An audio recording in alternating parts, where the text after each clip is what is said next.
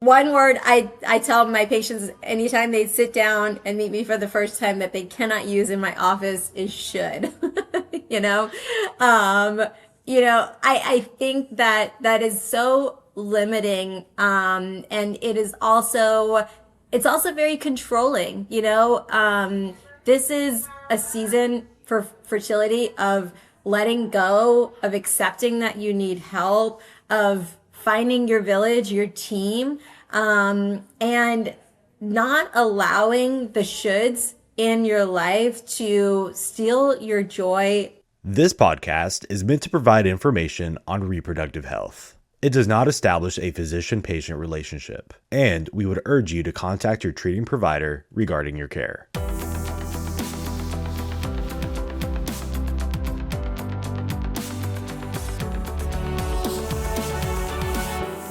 Hi, it's Noorhasan at the Modern Parenthood Podcast. And today I'm excited to have Dr. Roxanne Pero with me. She is very unique. She's an obstetrician gynecologist and she has delivered numerous babies, but she has struggled with infertility herself. And I would love for the listeners to hear her story and what she went through to have her children. So welcome to the show, Dr. Pero. Thank you, Dorette. It's such an honor to be here. Thank you so much. Dr. Pero, you brought up two very important things, fibroids and endometriosis. Tell us, let's start with endometriosis first. You talked about some aunts having the endometriosis, it being genetic, the inflammatory factors. Tell us a little bit about endometriosis for our listeners. Yes. So, and right, I think, again, that education piece, sometimes gets lost when someone's diagnosed with endometriosis, especially on their fertility journey. It's, oh, we have endometriosis, we cleaned it all up, let's get back to trying to get you pregnant. But discussing the impacts of endometriosis, not just for fertility, but for overall health, and morbidity associated with it. I am that liaison that I'm very honored to be, in between someone's OBGYN and in between someone's fertility doctor, where I have the time and I have the space to sit down and to explain to a patient that endometriosis, is inflammatory. It's autoimmune. It's gut health related. It's mood related. It's so far reaching of a diagnosis that can't be just confined into your ability to conceive or not, or whether or not you have bad cramps or heavy periods. And so to help a woman understand her unique endometriosis and how we can treat her, not just for fertility, but for beyond, I love that space that I'm in. But, right, so much is evolving right now as well with the root causes for endometriosis. We see oral, gut, vaginal microbiome disruptions with it. We see its connection with small intestinal bacterial overgrowth, with leaky gut, dysbiosis.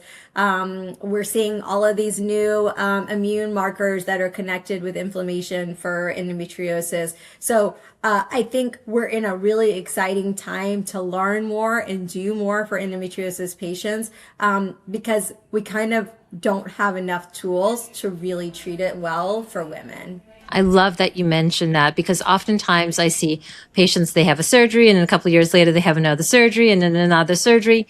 And understanding the endometriosis is so important. And what else can we do? An anti-inflammatory diet, those types of things that can help them prevent having repeated surgeries and cut back on some of the inflammation. And you're absolutely right. We're in such a great place today where there's so much research being done and we have such a better understanding of the inflammatory markers associated with endometriosis. And then the fibroids. Tell us a little bit about fibroids. How does it run? How common are they? Yes.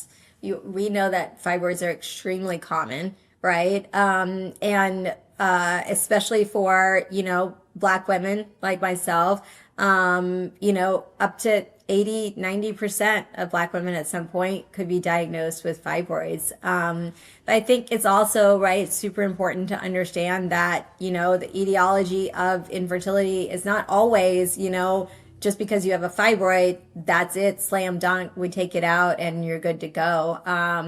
We know we have different degrees, different types of fibroids, and some of those impact the cavity of the uterus that definitely need to be addressed surgically. And then others, for me in the functional medicine space, we know what that fibroids are estrogen driven. We want to work on estrogen detoxification. We want to make sure that a patient is able to sweat out and excrete her estrogen so she's not stimulating growth of those fibroids. And so it is a very common diagnosis that unfortunately a lot of women don't really know whether they have them or not until they go through that fertility journey. Because again, just like endometriosis, heavy periods, painful periods, that often just gets dismissed as this is common. You've been through so much: endometriosis, fibroids, IUIs, IVF, adoption. Tell me how these experiences have influenced you as a physician and how you go about today treating your patients. Yes. It's just that ripple effect. And I often am very grateful that I went through what I went through, even though it was very painful for me and my family, because now I get to sit across someone who's, been through multiple rounds of IVF and IUI and all of those things. And I can say I understand. And in those moments where a woman just wants to feel like she's heard and seen, there's nothing better that they want to hear, or that you can say. And it just really, really helps me to be the provider that they need at that moment, and get them to understand I am all in with you. I want this just as much as you do, and I'm going to do everything possible to help you. And you touch on something super important, having the patient feel that they're understood and that they've been seen. Sometimes that's all they want. They never do treatments, they never go on to treatments, but just that someone heard them is really important to them. Absolutely. Dr. Pero, are there any instances that you remember, moments where it was just, wow, I'm pregnant, or I held my baby for the first time? Can you tell us about some of your favorite moments about pregnancy, favorite moments about holding your child for the first time, your favorite moments about adoption? Yeah. I don't think anyone forgets the first time that they held, especially their firstborn. I mean, I remember everyone that was in the room. I remember my nurse. I remember my anesthesiologist. Just so beautiful. You just can't even put it into words, that connection that happens when you're given life and you're given this responsibility. And it seems, when you actually think about it, you're just like, wow, that's really overwhelming. But it's also so simple and so sweet and so just innocent, that new life, that connection, that easy love that happens when you meet your child. But yeah, pregnancy was all about just a mad dash to the finish line. I just wanted to meet him. I wanted to not be pregnant anymore. But yeah, I have those reflections for sure about, wow, that truly is the closest I'm ever going to get to my child, like feeling him kick me on the inside. And we often forget how beautiful that is and how much we will miss that when we're pregnant, right? Yeah, I see that all the time, and it's part of our human nature. We see the final destination. We can't wait to get to that final destination. And we forget, even myself included, we forget how amazing that journey could be before we get to that destination. And I find myself on a daily basis just having to pause and say, I'm here in this moment. Yes. Because I'm just so focused on getting to the next thing and the next thing and accomplishing this. And just to be in that moment and be happy about that moment, I think we need to pause and reflect on that. Absolutely. That was beautiful. I love how you said it. Yeah. And I will tell you, I experienced the same thing too. So my only child was born via surrogacy. But the first time I held him, it was just the most amazing experience. I cried like a ton in the delivery room. But it's just such a wonderful experience to have a child when you've been wanting one for such a long time. Yes. Dr. Pero, tell us about your experience. You went through numerous treatments, endometriosis, fibroids. Tell us about finding the right physician that was right for you in helping you with this journey. Yes, that's a great question. And that is something that I definitely am a big support with my patients. It's about finding truly your village. It's not just about finding a doctor. It's about finding your team, that's going to help you through this journey.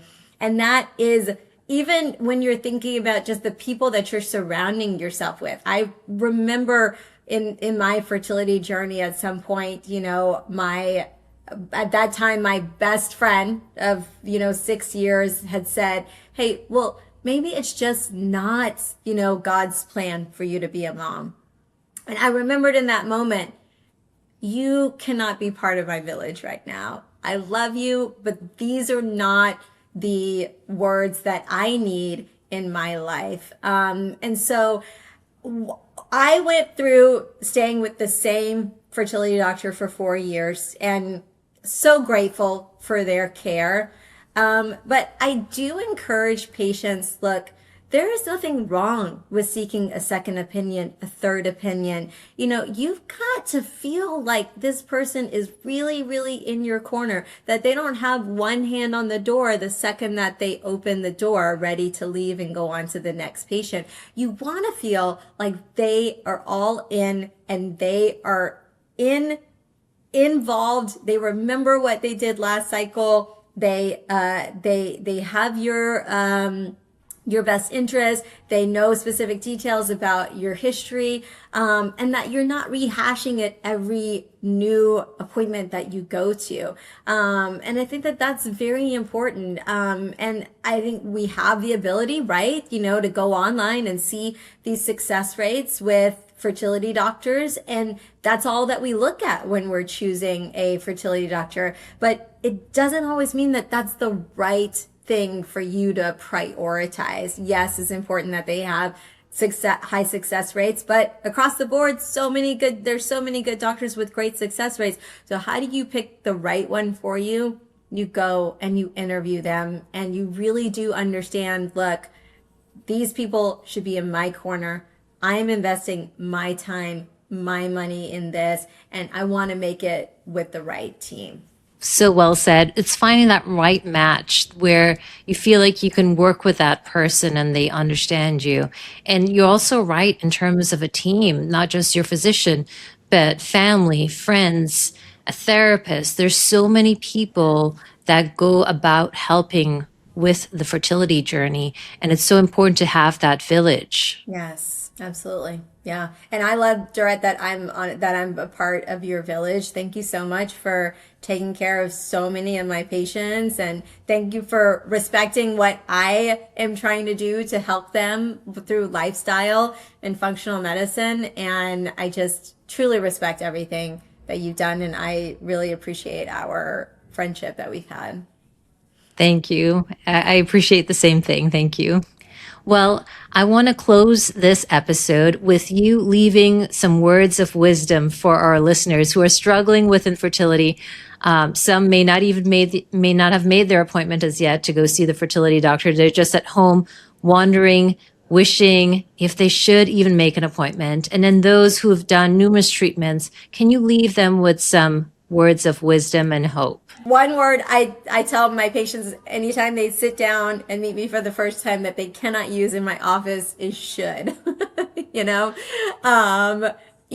I think that is so limiting. And it's also very controlling, this is a season for fertility of letting go, of accepting that you need help, of finding your village, your team, and not allowing the shoulds in your life to steal your joy of every positive thing that you can pull out of a day, a cycle, an event, anything like that. And right, we see so many women that finally have that positive pregnancy test that they've been wanting. And they're anxious to be happy. Well, I don't want to get my hopes up. Why not? You're letting your future self and your past self steal the joy of this day, which is today you are pregnant. Let's be excited about it. Let's be happy about it. And that's something that I will scream to the rooftops. I think that is so important for women to live in the present and yes, learn from the past, but don't let it dictate what is going to happen today, and to not let the future self steal your opportunity to be present and to be happy in this moment, right? When I was pregnant, I couldn't wait to have the baby, Well, what did I miss out on? I missed out on being able to be the closest to my child as I ever would be. I just remember rushing through my pregnancies, and I regret that now. So as much as I can, I try to live in this day, in this moment, in the happiness and in the trials, but knowing even in the trials that there's something that beautiful will happen from that. That's wonderful. Thank you so much for sharing your experience with us today. Thank you, Doria. Thank you so much for having me. Thank you, everyone, for listening. And I want to thank Dr. Pero for sharing her amazing story with us. If you want to hear more amazing stories and learn everything about fertility, please follow, like, and subscribe. You do not want to miss another episode.